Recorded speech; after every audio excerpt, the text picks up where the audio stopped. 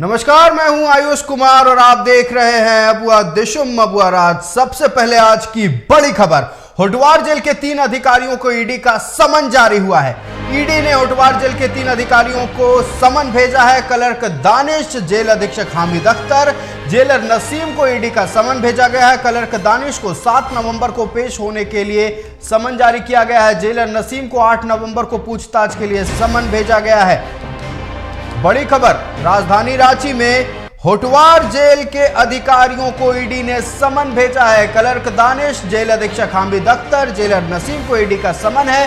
Clerk Danish को 7 नवंबर को पेश होने के लिए जारी किया गया समन। जेलर नसीम को 8 नवंबर को पूछताछ के लिए जारी किया गया है समन। होटवार जेल में ईडी की छापेमारी के बाद यह एक्शन लिया गया है।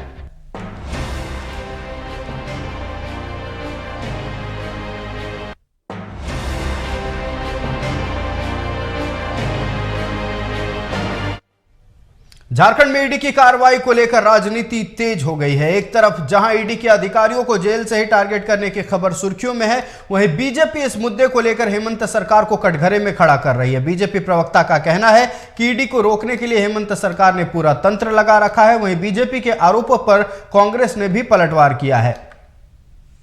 ईडी के अफसरों को नक्सलियों के द्वारा, गैंगस्टरों के द्वारा, महिला के द्वारा, एक महिला का भी नाम आ रहा है, टारगेट करवाया जा रहा है। और वो सिर्फ इसलिए कि जो स्टेट स्पॉन्सर्ड करप्शन इस प्रदेश में पिछले 4 वर्षों से चल रहा है, अब वो धीरे धीरे तक इसका पूरा जो सरगना है उस तक इस जांच की आंच पहुंच रही है। इस जांच को धीमे करने के लिए ईडी के अफसरों को फर्जी मामलों में फंसाने का एक बहुत ही बड़ा षड्यंत्र इस प्रदेश में चल रहा है।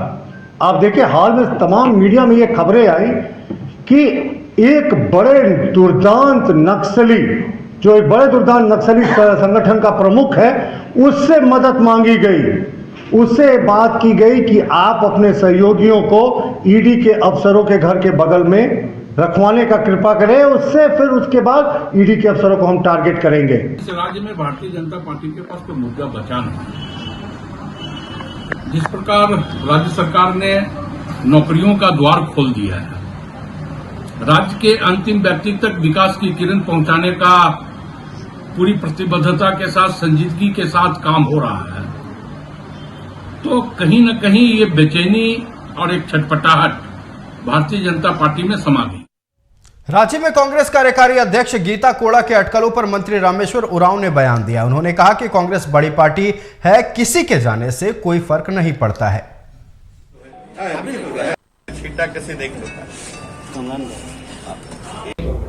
कि किसी के जाने से, व्यक्ति के जाने से पार्टी को क्या नुकसान होगा। पार्टी इतनी बड़ी है, समुद्र है। एक लोटा पानी चला गया तो क्या हो गया, एक बाल्टी पानी चला गया तो क्या हुआ, इस भाव से देखिए। और बहुत लोग गए, पार्टी तो है ना। गीता कोड़ा के बारे में कुछ नहीं बोलूंगा मैंने मुख्यमंत्री हेमंत सोरेन ने ढोल नगाड़े के साथ अबुआ वीर दिशोम अभियान का आगाज किया है। इस अभियान में ग्राम सभा की अहम भूमिका होगी। इस अभियान के आगाज के बाद ग्रामीण स्तर पर वनाधिकार समिति का गठन किया जाएगा। कार्यक्रम में मुख्य सचिव सुखदेव सिंह, प्रधान वन संरक्षक संजय श्रीवास्तव समेत कई अधिकारी मौजूद रहे। इस अभियान के तहत आदिवासियों, मूलवासियों को जल जंगल जमीन अभियान का लाभ मिलेगा। संप्रेषित करेंगे। साथ ही साथ आज से आबोआ वीर आबोआ दिशोम कार्यक्रम का अभियान हम लोग शुरुआत करेंगे। इसके साथ साथ एक और कार्यक्रम है, आपकी योजना आपकी सरकार आपका द्वार भी। 2 ये अभियान स्टार्ट होंगे, लेकिन इसमें मुख्य रूप से आबोआ वीर आबोआ दिशोम। दिशोम का मतलब क्या होता है, जरा आप लोग सबको मालूम है? जरा बताइए तो दिशोम का मतलब क्या होता है। कितने लोग जानते हैं दिशोम का मतलब? 1-2 लोग, डीसी साहब लोग, कितने डीसी लोग जानते हैं? क्या होता है? देश। लेकिन और वीर का मतलब जंगल। चलिए मोटा मोटी थोड़ी सी सन्नाटे में थोड़ी आवाज है। मैंने कई बार अपने पदाधिकारियों को कहा है कि ये राज्य थोड़ा सा और सब राज्यों से अलग इसकी संस्कृति है, शिष्टाचार है, सभ्यता है। यहाँ के लोग के बारे में वेलफेयर सेक्रेटरी साहब ने आपको बताया ही, यहाँ के लोग किस तरीके से हैं, किस तरीके से रहते हैं। और मुझे लगता है कि राज्य अलग होने के बाद जो सबसे पहले काम होना चाहिए वो अब शुरू हो रहा है। 30% के लगभग वन क्षेत्र हमारा राज्य में, और जंगल झाड़ मिलाकर के कह लें तो लगभग 50%। खेती बाड़ी योग उतना नहीं है जितना जनसंख्या के रूप में अगर हम देखें, लेकिन हमारे 80% लोग इन्हीं चीजों पर निर्भर है। एक तरफ जहां मुख्यमंत्री हेमंत सोरेन रांची में वन अधिकार का पट्टा वनवासियों को बांट रहे थे, तो वहीं दूसरी तरफ हजारों की संख्या में वनाधिकार के लिए लोग प्रदर्शन कर रहे थे। मामला है बोकारो का, जहां जिला ग्राम सभा मंच ने पेटरवार में पारंपरिक हथियार के साथ अनिश्चितकालीन धरना दिया है। वहीं गोमिया विधायक डॉक्टर लंबोदर महतो भी इस धरने में शामिल होकर अपना समर्थन दिए और कहा कि यह मामला विधानसभा में उठाया जाएगा।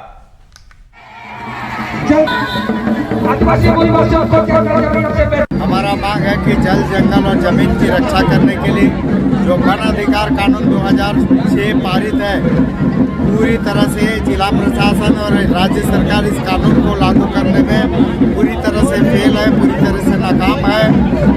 ये जल, जंगल, जमीन के अधिकार के लिए फॉरेस्ट राइट एक्ट के तहत हमको अधिकार देने के लिए और ग्राम सभा को अधिकार देने के लिए आज यहाँ पर हजारों की संख्या में उपस्थित करके अपने मांग को पूरा करने के लिए यहाँ पर समुदाय के लोग, ग्राम सभा के सभी सदस्य यहाँ पर आज जुटे हुए हैं। और हम लोग सरकार और जिला प्रशासन से अनुरोध करते हैं कि आप हमारी मांग को मानिए। इसका मालिकाना अधिकार केंद्र सरकार ने दी गजट ऑफ इंडिया, भारत सरकार ने 543 संसद बैठकर इस कानून को पारित करके राष्ट्रपति का मोहर लगाया और न्यायपालिका और कार्यपालिका को इस कानून को इम्प्लीमेंट करने का निर्देश जारी किया। आज इस कानून के तहत यहाँ के आदिवासी और यहाँ के मूलवासियों को आज 17 साल के बाद भी इसका अधिकार नहीं मिल पाया है। इसका जिम्मेदार कौन होगा? झारखंड के पूर्व मंत्री के.एन. त्रिपाठी के दो भाइयों पर एक युवती ने गंभीर आरोप लगाए हैं। युवती के मुताबिक वह पलामू के एक कॉलेज में अकाउंटेंट के पद पर काम कर चुकी है। इस संबंध में पीड़िता ने पलामू एसपी से शिकायत के बाद अब सीजीएम कोर्ट की शरण ली है। पीड़िता का कहना है कि कार्य के दौरान उसे वेतन का भुगतान नहीं किया गया। जब उसने अपने वेतन की मांग की तो कॉलेज के सचिव धनंजय त्रिपाठी और कोषाध्यक्ष मृत्युंजय त्रिपाठी ने गलत नीयत से उसे कई मैसेज किए। इस बारे में युवती ने पूर्व मंत्री के.एन. त्रिपाठी को भी बताया, लेकिन कोई जवाब नहीं मिलने के कारण उसने कानून का सहारा लिया। आपको बता दें कि दोनों आरोपी पूर्व मंत्री के.एन. त्रिपाठी के भाई हैं। वहीं इस मामले पर एक आरोपी धनंजय त्रिपाठी का कहना है कि यह एक राजनीतिक साजिश है, जिसके तहत दोनों भाइयों को फंसाया जा रहा है। कॉलेज के सचिव के मुताबिक आरोप लगाने वाली युवती का कॉलेज के कर्मियों से व्यवहार सही नहीं था। वह कई लोगों को पहले भी ब्लैकमेल करने की धमकी दे चुकी थी। इसी वजह से उसे कॉलेज से हटाया गया। तो हम लोग इस तरह का कार्य करते नहीं हैं, उसी ने सब किया है। ये सोची समझी साजिश है। या तो मुझे लगता है कि किसी राजनीतिक व्यक्ति का हाथ है कि कोई इसको राजनीतिक फायदा लेना चाहता है। ये काम हो सकता है राजनीतिक व्यक्तियों का, मैं उस व्यक्ति का नाम जानता नहीं, लेकिन ये महिला किसी के हाथों में खेल रही है और इसको शुद्ध केवल पैसा चाहिए। जबकि 2 नंबर टाउन के थाना प्रभारी हमारे कॉलेज के सारे स्टाफ से बात किया है और सारे स्टाफ से अलग अलग बुला के व्यक्तिगत तौर पर अकेले में बात किया है। सारे स्टाफ ने उनको कहा है कि ऐसी कोई बातें नहीं है, ये लड़की गलत आरोप लगा रही है और ये लड़की गलत है, इसका व्यवहार ठीक नहीं है, इसका बिहेवियर ठीक नहीं है, इस सभी से गलत बातें करती है और सबको भी धमकी देती थी कि मैं ST/SC हूँ, मैं किसी भी आरोप में फंसा के अंदर करवा सकती हूँ। B.Ed कॉलेज में अकाउंटेंट के रूप में मैं वहाँ पे काम करती थी। मुझे वहाँ पे रखा गया था अकाउंटेंट के पद पर 1 जुलाई 2023 से। लेकिन वहाँ पे कुछ दिनों काम करने के बाद ही वहाँ धनंजय त्रिपाठी जो कि वहाँ पे सेक्रेटरी हैं, उनका मेरे पे गंदा नीयत रहने लगा और है कि पेमेंट को लेके भी वो बोलने लगे कि मेरे साथ जब तक तुम कुछ गलत काम नहीं करोगी तब तक तुमको पूरा पेमेंट भी नहीं मिलेगा। उनका एक ही भाषा है कि मैं नीचे से तुमको पूरा पेमेंट दूंगा और नीचे से ही लूँगा। इस तरीके का वो लैंग्वेज का इस्तेमाल करते थे और काम भी बहुत ज़्यादा लेने लगे। लेकिन मैं वहाँ पे कुछ दिनों के बाद 1 महीने के अंतराल तक जब मुझे पूरा पेमेंट भी नहीं मिला और इन लोग का हरकत नहीं सुधरा, तो फिर मैं वहाँ काम करने से जाने के लिए मैं वहाँ पे मना कर दी। जब मैं नहीं जाने लगी तो वो लोग है कि मेरे घर पे आके धमकी के साथ से फिर से वो लोग हमको लेके गए वहाँ पे। राजधानी रांची के पशुपालन निदेशालय ने हिसार हटिया में कृषि पशुपालन सहकारिता मंत्री ने आदर्श अस्पताल और वीडियो कॉल बेस्ड टेलीमेडिसिन का शुभारंभ किया। मौके पर मंत्री बादल पत्रलेख ने कहा कि आने वाले दिनों में और भी मॉडल अस्पतालों की शुरुआत की जाएगी। वहीं यहां वीडियो कॉन्फ्रेंसिंग के माध्यम से पशुओं की चिकित्सा की सुविधा भी प्रदान की जाएगी। और इसका हमारा मॉडल अस्पताल 24/7 शुरू हुआ है। आप वहाँ देखेंगे कि मॉडर्न इक्विपमेंट से लेस यह अस्पताल और भी जगह पर इस तरह के अस्पताल खोलने का प्रोत्साहन करेगा। और हम लोग जो मॉडल हॉस्पिटल का जो हमने कल्पना किया है, जो बगल में ही माननीय मुख्यमंत्री जी को हाथों शिलान्यास होना है, उसकी रूपरेखा उसका प्रैक्टिकल करना शुरू कर दिया है, ताकि जब हम बिल्डिंग बना लें तो तुरंत ही वो शुरू हो जाए। ये नहीं कि रिसोर्सेज की कमी है, इसकी कमी है, वो नहीं।